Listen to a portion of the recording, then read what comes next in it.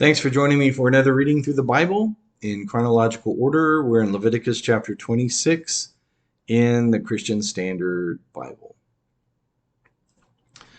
Do not make worthless idols for yourselves. Set up a carved image or a sacred pillar for yourselves, or place a sculpted stone in your land to bow down to it. For I am the Lord your God. Keep my Sabbaths and revere my sanctuary. I am the Lord. If you follow my statutes and faithfully observe my commands, I will give you rain at the right time, and the land will yield its produce, and the trees of the field will bear their fruit. Your threshing will continue until grape harvest, and the grape harvest will continue until sowing time, and you will have plenty of food to eat and live securely in your land. I will give peace to the land, and you will lie down with nothing to frighten you. I will remove dangerous animals from the land, and no sword will pass through your land. You will pursue your enemies, and they will fall before you by the sword. 5 of you will pursue 100, and 100 of you will pursue 10,000. Your enemies will fall before you by the sword. I will turn to you, make you fruitful, and multiply you, and confirm my covenant with you. You will eat the old grain of the previous year, and will clear out the old to make room for the new. I will place my residence among you, and I will not reject you. I will walk among you and be your God, and you will be my people. I am the Lord your God, who brought you out of the land of Egypt so that you would no longer be their slaves. I broke the bars of your yoke and enabled you to live in freedom. But if you do not obey me and observe all these commands, if you reject my statutes and despise my ordinances and do not observe all my commands and break my covenant, then I will do this to you. I will bring terror on you, wasting disease and fever that will cause your eyes to fail and your life to ebb away. You will sow your seed in vain because your enemies will eat it. I will turn against you so that you will be defeated by your enemies, and those who hate you will rule over you, and you will flee even though no one is pursuing you. But if after these things you will not obey me, I will proceed to discipline you 7 times for your sins. I will break down your strong pride. I will make your sky like iron and your land like bronze.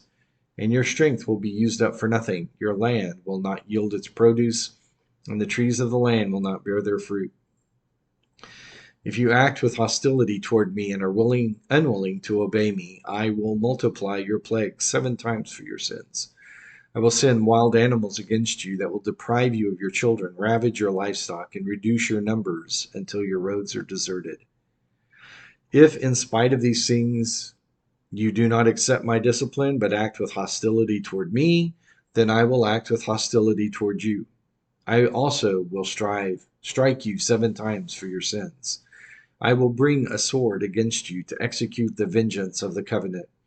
Though you withdraw into your cities, I will send a pestilence among you, and you will be delivered into enemy hands. When I cut off your supply of bread, 10 women will bake your bread in a single oven and ration out your bread by weight, so that you will eat but never be satisfied. And if in spite of this you do not obey me but act with hostility toward me, I will act with furious hostility toward you. I will also discipline you 7 times for your sins. You will eat the flesh of your sons. You will eat the flesh of your daughters. I will destroy your high places, cut down your shrines, and heap your lifeless bodies on the lifeless bodies of your idols. I will reject you. I will reduce your cities to ruins and devastate your sanctuaries. I will not smell the pleasing aroma of your sacrifices. I also will devastate the land so that your enemies who come to live there will be appalled by it. I will scatter you among the nations, and I will draw a sword to chase after you. So your land will become desolate, and your cities will become ruins. Then the land will make up for its Sabbath years during the time it lies desolate, while you are in the land of your enemies. At that time the land will rest and make up for its Sabbaths. As long as it lies desolate, it will have the rest it did not have during your Sabbaths when you lived there. And I will put anxiety in the hearts of those of you who survive in the lands of their enemies. The sound of a wind-driven leaf will put them to flight, and they will flee as one flees from a sword, and fall, though no one is pursuing them. They will stumble over one another as if fleeing from a sword, though no one pursues them. You will not be able to stand against your enemies. You will perish among the nations. The land of your enemies will devour you. Those who survive in the lands of your enemies will waste away because of their iniquity. They will also waste away because of their ancestors' iniquities along with theirs.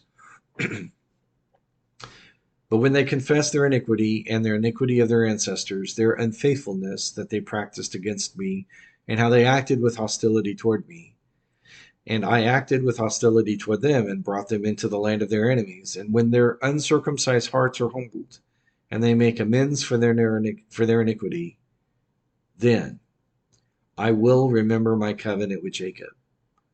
I will also remember my covenant with Isaac and my covenant with Abraham, and I will remember the land. For the land abandoned by them will make up for its Sabbaths by lying desolate without the people, while they make amends for their iniquity, because they rejected my ordinances and abhorred my statutes. Yet in spite of this, while they are in the land of their enemies, I will not reject or abhor them so as to destroy them and break my covenant with them, since I am the Lord their God. For their sake I will remember the covenant with their ancestors, whom I brought out of the land of Egypt in the sight of the nations to be their God. I am the Lord. These are the statutes, ordinances, and laws the Lord established between himself and the Israelites through Moses on Mount Sinai. Chapter 27. And then the Lord spoke to Moses. Speak to the Israelites and tell them, when someone makes a special vow to the Lord that involves the assessment of people, if the assessment concerns a male from 20 to 60 years old, your assessment is 50 silver shekels, measured by the standard sanctuary shekel. If the person is a female, your assessment is 30. If the person is from 5 to 20 years old, your assessment for a male is 20, and for a female, 10. If the person is from 1 month to 5 years, your assessment for a male is 5, and for a female, your assessment is 3. If the person is 60 years or more, your assessment is 15 for a male and 10 shekels for a female.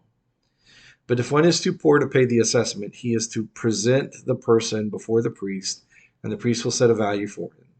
The priest will set a value for him according to what the one making the vow can afford. If the vow involves one of the animals that may be brought as an offering to the Lord, any of these he gives to the Lord will be holy. He may not replace it or make a substitution for it, either good or bad for good. But if he does substitute one animal for another, both that animal and its substitute will be holy. If the vow involves any of the unclean animals that may not be brought as an offering to the Lord, the animal must be presented before the priest. The priest will set its value, whether low or high. The price will be set as the priest makes the assessment for you. If the one who brought it decides to redeem it, he must add a fifth to the assessed value. When a man consecrates his house as holy to the Lord, the priest will assess its value, whether high or low. The price will stand just as the priest assesses it. But if the one who consecrated his house redeems it, he must add a fifth to the assessed value, and it will be his. If a man consecrates to the Lord any part of a field that he possesses, your assessment of value will be proportional to the seed needed to sow it, at the rate of 50 silver shekels for every 6 bushels of barley seed. If he consecrates his field during the year of Jubilee, the price will stand according to your assessment. But if he consecrates his field after the Jubilee, the priest will calculate the price for him in a proportion to the years left until the next year of Jubilee, so that your assessment will be reduced. If the one who consecrated the field decides to redeem it, he must add a fifth to the assessed value, and the field will transfer back to him. But if he does not redeem the field, or if he has sold it to another man, it is no longer redeemable. But when the field is released in the Jubilee, it will be holy to the Lord. Like a field permanently set apart, it becomes the priest's property.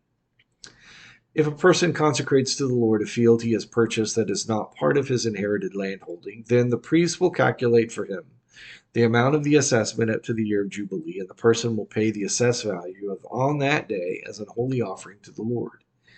In the year of Jubilee, the field will return to the one he bought it from, the original owner. All your assessed values will be measured by the standard sanctuary shekel, 20 gerahs to the shekel. But no one can consecrate a firstborn of livestock, whether an animal from the herd or flock, to the Lord, because a firstborn already belongs to the Lord. If it is one of the unclean livestock, it can be ransomed according to your assessment by adding a fifth of its value to it. If it is not redeemed, it can be sold according to your assessment. Nothing that a man permanently sets apart to the Lord from all he owns, whether a person, an animal, or his inherited landholding, can be sold or redeemed. Everything set apart is specially holy to the Lord. No person who has been set apart for destruction is to be ransomed. He must be put to death. Every tenth of the land's produce, grain from the soil or fruit from the trees, belongs to the Lord. It is holy to the Lord. If a man decides to redeem any part of his tenth, he must add a fifth to its value. Every tenth animal from the herd or flock which passes under the shepherd's rod will be holy to the Lord. He is not to inspect whether it is good or bad, and he is not to make a substitution for it. But if he does make a substitution, both the animal and its substitute will be holy. They cannot be redeemed.